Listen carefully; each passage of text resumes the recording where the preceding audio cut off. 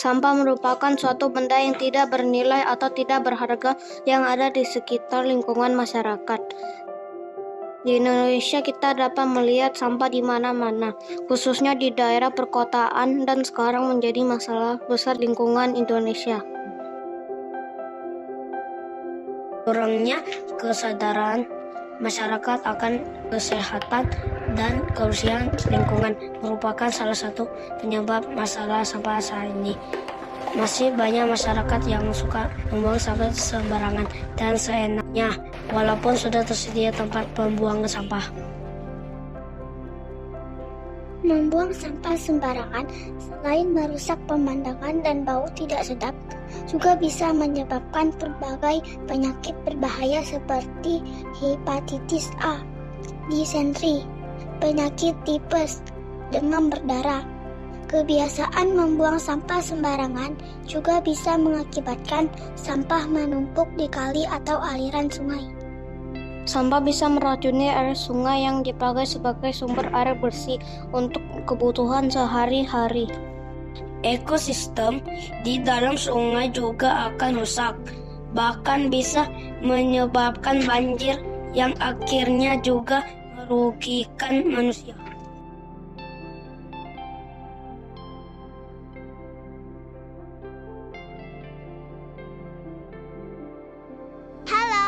Selamat siang, salam sehat dan sejahtera. Saya Sheryl. Saya Roy. Saya Michael. Kami siswa dan siswi kelas 3C SD Keluarga Universal Belitung.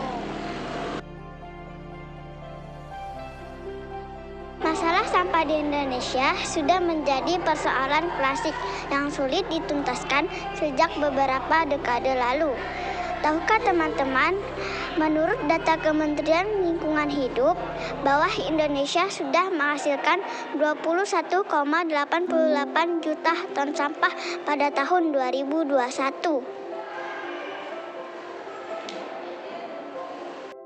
Masalah sampah membawa banyak sekali dampak negatif pada kehidupan kita.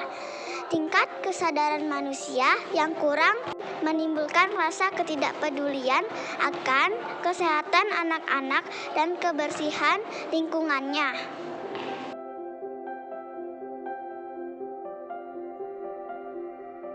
Kurangnya pengetahuan akan pengolahan sampah yang tepat juga berpengaruh terhadap masalah sampah saat ini. Teman-teman tahu nggak, ada beberapa cara sederhana yang bisa kita lakuin untuk membantu mengurangi masalah sampah. Contohnya, menggunakan tas belanja. Penggunaan tas belanja yang ramah lingkungan atau eco bag sebagai pengganti kantong plastik ini sangat bermanfaat untuk membantu mengurangi penggunaan sampah plastik di Indonesia. Membawa kotak makan dan botol minum sendiri. Ketika membeli makanan di luar, makanan biasanya dikemas dengan plastik dan wadah sekali pakai. Bayangkan banyaknya jumlah sampah plastik dan wadah sekali pakai yang semakin bertambah dan menumpuk terbengkalai setiap harinya. Membeli barang seperlunya sesuai kebutuhan. Tidak sedikit orang yang langsung berbelanja banyak barang dan melakukan penimbunan. Tidak salah memang, namun sebaiknya kita berbelanja seperlunya saja karena segala yang berlebihan tidak baik. Kita juga bisa melakukan daur ulang sampah yang sedang tren saat ini.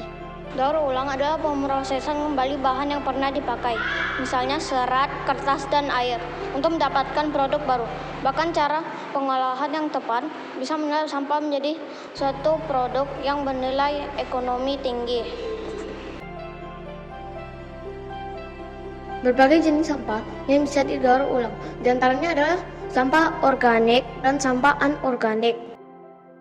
Sampah organik misalnya dedaunan dan ranting pohon, serta sisa sayuran, buah-buahan, dan makanan sisa yang mulai basi. Sampah organik ini bisa didaur ulang menjadi pupuk kompos atau ekoenzim yang memiliki sejuta manfaat. Sedangkan sampah anorganik contohnya seperti plastik, kertas, logam, dan kaca. Contoh sampah kertas yang akan kita bahas hari ini adalah kardus.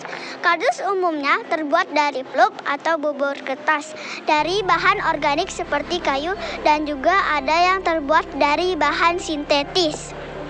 Kardus bisa dijadikan sebagai wadah penyimpanan, juga untuk mengangkut barang dari satu tempat ke tempat lain, atau di Indonesia digunakan untuk membungkus paket kiriman. Kardus bekas yang sudah tidak dipakai bisa kita kumpulkan untuk dijual ke para pengepul atau pengrajin yang membutuhkan bahan baku kardus. Harga rata-rata kardus kurang lebih 2.500 per kilogram. Bukankah lebih baik dijual daripada dibuang sia-sia dan merusak lingkungan?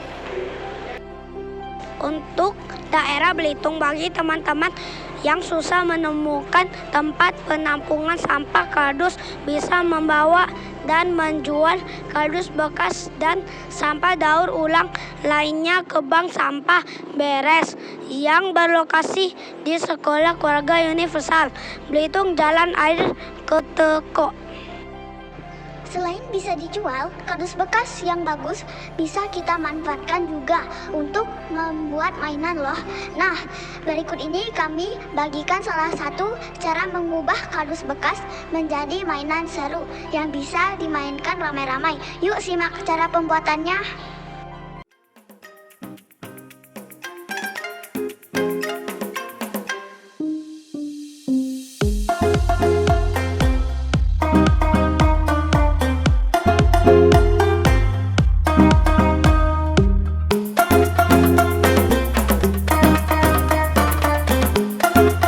Sebelum membuat mainan dari kardus bekas, kita siapkan dulu alat dan bahannya seperti berikut ini. Pertama, kita akan membuat papan dasarnya. Buat pola dengan ukuran seperti gambar, kemudian dia potong. Buat pembatas untuk jalur turunnya bola sesuai pola gambar.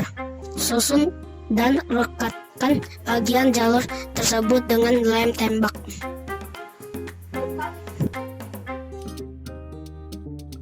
Berikutnya, kita akan membuat papan pembatas kiri dan kanannya. Buat pola sesuai gambar dan ukuran, kemudian potong. Rekatkan pembatasnya ke papan dasar dengan lem tembak sesuai pola garis yang sudah dibuat.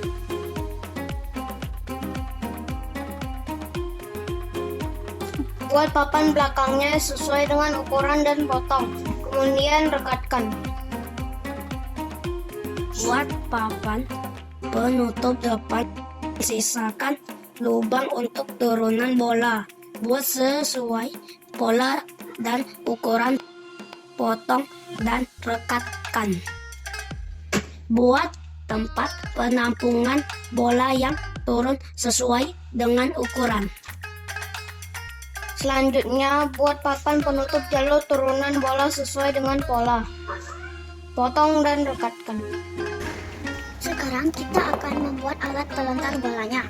Potong 4 kardus kecil bentuk persegi dengan ukuran tertera dan lubangi dengan menggunakan tentuan alat pelubang kertas. Rekatkan masing-masing 4 lapis potongan kecil tersebut. Pastikan lubangnya di arah yang sama. Masukkan 2 sumpit bekas potongan untuk penempatan karet gelang. Masukkan sumpit bekas ke lubang dan rekatkan dengan lem tembak supaya tidak bergeser-geser. Buat base untuk alat tembaknya sesuai dengan ukuran alatnya. Pasang karet gelang. Tempelkan tutup botol bekas ke sumpit bekas sebagai tempat melentarkan bola. Masukkan ke dalam karet gelang dan siap menembak. Terakhir, kita buat keranjang bolanya dengan potongan kardus sesuai jumlah dan ukuran tertera. Buat keranjang basket dari bekas gelas kopi dan tempelkan mainan basket dari kardus siap dimainkan.